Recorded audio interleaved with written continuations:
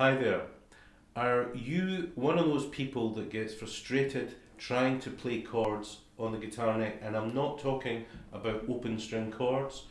I'm talking about chords all over the neck. Would you like to try to be able to work towards playing jazz guitar or maybe blues guitar? Also, the chords that I'm going to show you in this series can be played in pop and rock. They have applications all over the place.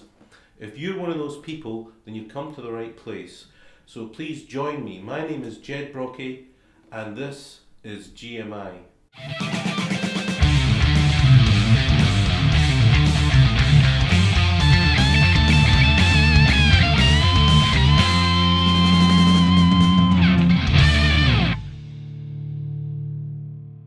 Hi there and welcome to the first video in this series on drop two voicings.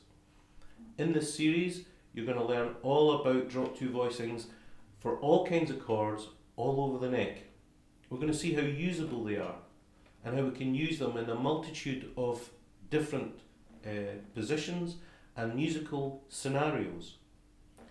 So first of all, it might be a good idea to see drop two voicings actually on the manuscript, and you can see that now on the screen. Now those aren't drop two voicings just now, those are the normal closed voicings that we if we were just writing down the chord.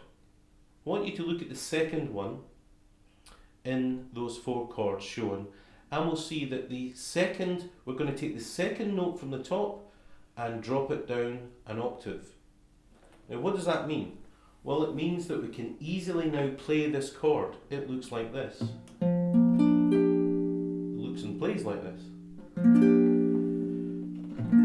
Now that chord is G minor 7. And we're going to use that as the basis to generate chords all over the neck. And for guitarists, we use it because it's an easy way to actually play lots of different chords. Because close voicings, like this one, you can see that's quite a stretch. And to stretch like that, maybe if I play the guitar like that, you can see this. Okay, so that's a close voicing. But with drop two voicings, it's much easier.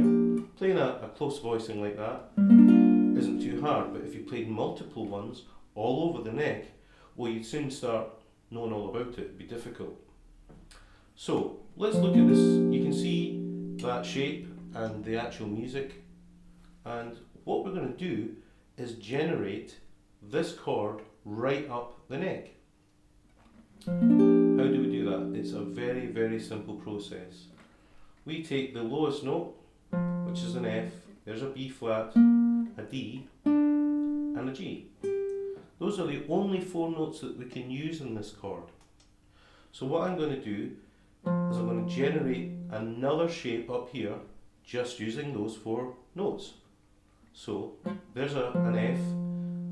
If I move up the string and stop on a note that is actually held within this chord, I'll find this note here. There's a G and there's a G. So F to G. Okay, on this we've got a B flat. The next note that we can find that's already in the chord is that D, which is there. Okay, see what's happening? We're starting to generate another chord. And this chord here is a D. If we move to here, this is an F, which is down there. We'll have a tune there. And finally, this G would go up to this note here, a B flat. So we've generated this sound, this chord.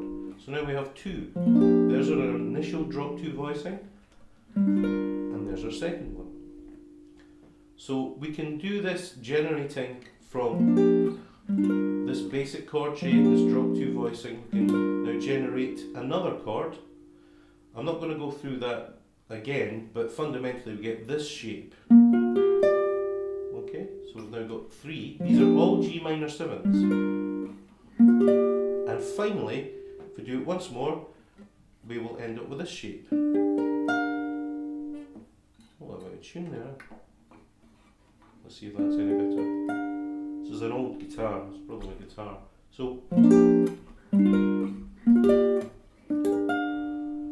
So if you've been struggling with just one G minor shape, here are 4. We've just generated 4 from that one chord.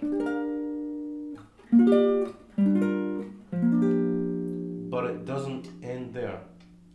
We can actually now play those same 4 chords on the next set of strings, because we're playing enclosed voicings. And what I mean by that is there's no strings missing within each string has a note applied to it.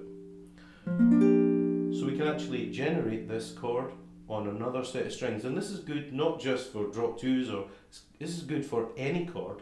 And the way we do this is really simple. We take our original shape, anything that comes into contact on the second string, it moves down 1 fret, so you get this shape. And now it's not going to sound like a G minor 7 anymore, is it? But watch this. If we take it down a set of strings onto the next set, string set 2 to 5, and then we move it up to where this note was, that's the same note, and play this. That is exactly the same inversion of that chord. Now you can probably see where I'm going to go with this. We're actually going to generate those 4 chords that we had originally. We're going to generate them on the next string set. So now you've got 2 choices here. You can either just do what I've done with this one. So this would go to here and that would go to there, with that moving down. Or you could generate up with the 4 notes that we have. Remember, we had F, we had B flat, we had D, and we had G. Exactly the same process. So if I go up from F, I get a G. I go up from B flat, I get a D. I go up from D, I get an F. I go up from G, I get a B flat, and it gives us the shape, and many of you will know the shape. So what I'm going to do, rather than rabbit on, I'm just going to actually play you the 4 shapes that would be generated from these 4 on the next string set, and they look like this. Here's the first one, the second one, the third one, and the 4th one. That's pretty good. We've now got 8 G minor 7s, 8 from just 1. So we could do something like this.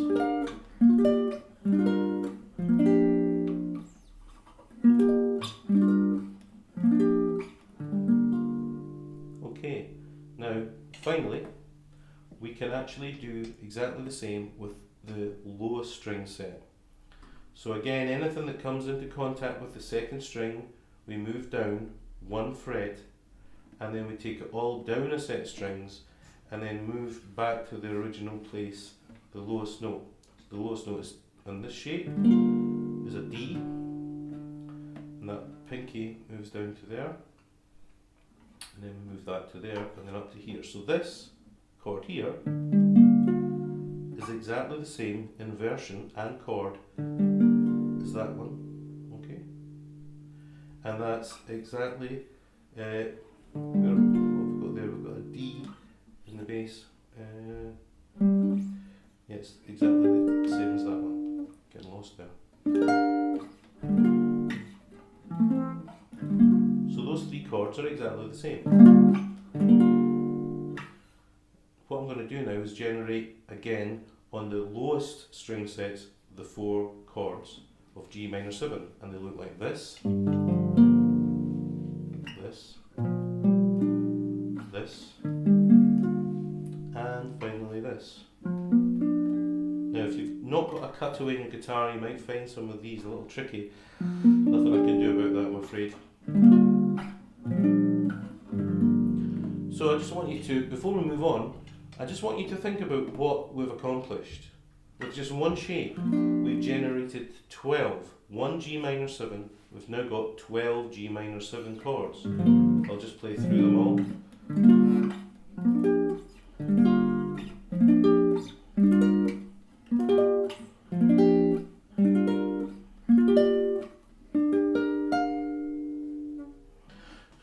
So that's G minor 7. We can actually do exactly the same for our dominant 7th chords, and we can do the same for our major 7th chords. But before I move on to those, this is quite a long lesson, except I hope you're sticking with me. But before we move on, I just want to talk about something I think is really important for you to understand. It can be difficult at the beginning, memorising all these different shapes. One thing that can help you big time is if you actually know what the melody note is and you know what the bass note is. So if you know that the bass note, if you know that this is G minor 7 and you know the notes of G minor 7, that's G, B flat, D and F, then that F there is called the flattened 7th. That's in the bass. So the flattened 7th is in the bass. So that means that the flattened 7th is a tone away from the root. So this shape always has the flat 7th in the bass. So if I play this shape here, that's a B flat, so this must be C minor 7.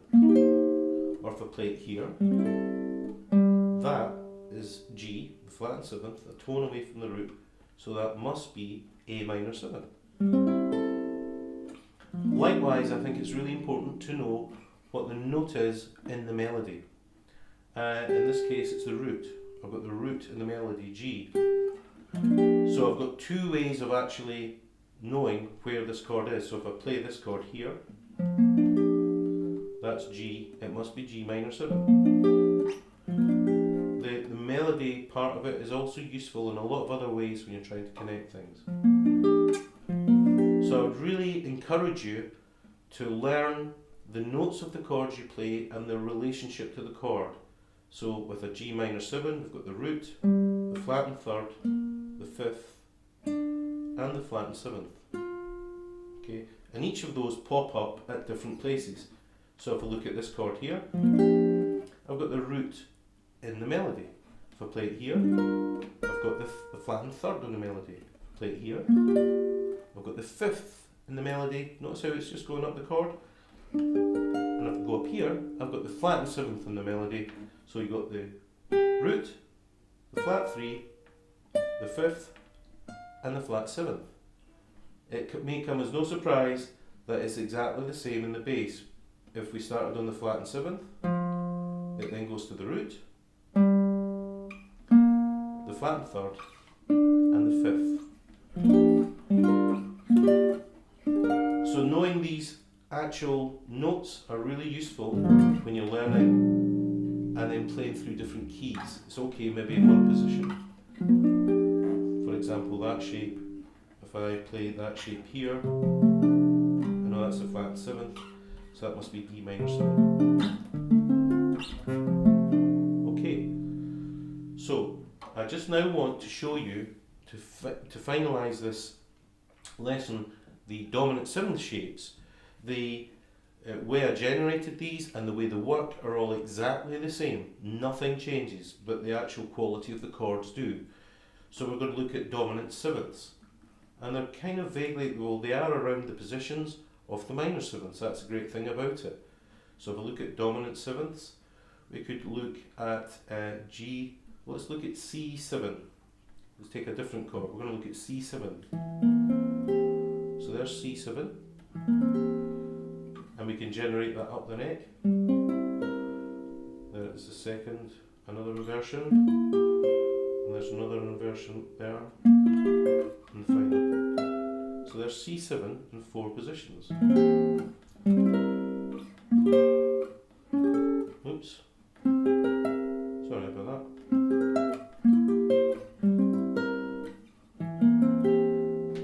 I'm going to generate them onto the other strings we've got here. That's with the root in the bass, 3rd in the bass. That's the 5th in the bass. That's the flattened 7th in the bass. And see, we're generating all these interesting shapes. I mean, you might never have come across this shape if you don't actually work in this method. And finally, we've got there's the on string sets. That string set's 3 to 6.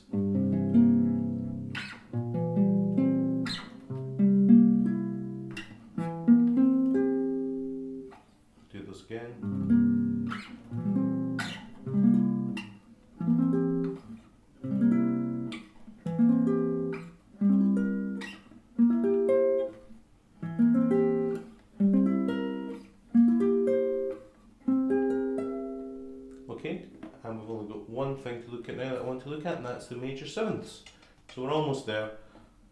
For all you people that are bearing with me, let's look at the major sevenths. So there's a F major 7 we're going to look at. So again, it's exactly the same. Now you're going to love this next chord. Listen to this. It's one of my favourite chords, absolutely beautiful. But it's just F major 7.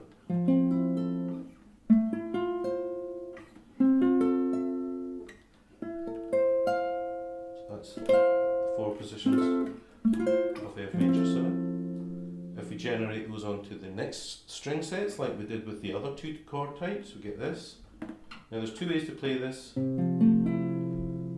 Physically, that's F major 7 there. We can use what's called a double stop.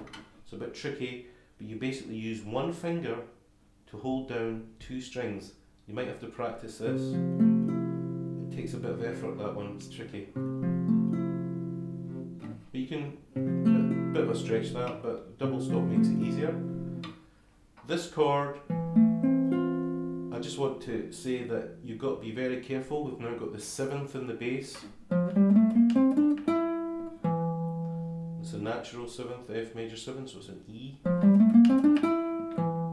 Got that in the bass. If you've got a bass player, if you're playing a gig, or you're doing a recording or something, you've got a bass player there who's putting that low, but an octave lower than that low F down, it's going to sound great. If you're on your own, and you're just playing solo guitar, you just got to watch. Sometimes it would be great as a connecting chord, you know. That makes sense. But if you've got F major 7 for 30 bars, and you're going, that might be a bit heavy. So you just got to be very careful when you've got the 7th in the bass. But anyway. And here's this lovely chord again, it's a big stretch. Okay, and then finally on the bottom 3 strings, F major 7, this one of these nice ones again,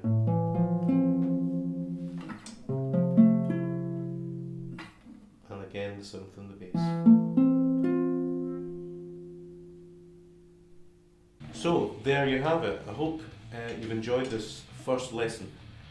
These chords, there's a download link which will give you some free materials to download, and I hope you do, and I hope you leave comments, and I hope you subscribe to this channel. These chords and everything in this whole video series, and though I think there's going to be about 13 videos, are all backing up an actual book which GMI has released by myself called Two Voicings Uncovered. So I hope you will take part, and you will follow this series, and maybe even consider buying the book. But certainly if you don't buy the book, download the resources, and we've got backing tracks and a whole lot more.